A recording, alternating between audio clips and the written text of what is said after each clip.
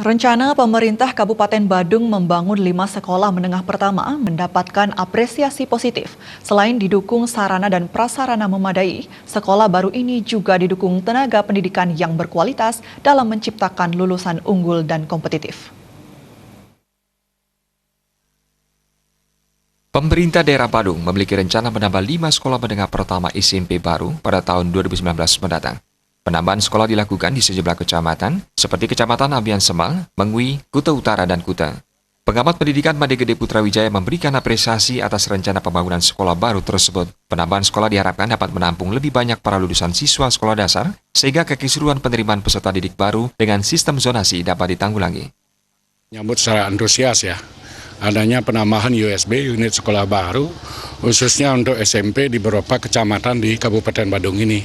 Dengan demikian tentu ini paling tidak akan memberi kesempatan yang seluas-luasnya kepada masyarakat yang berhak untuk menikmati paling tidak pada jenjang pendidikan dasar.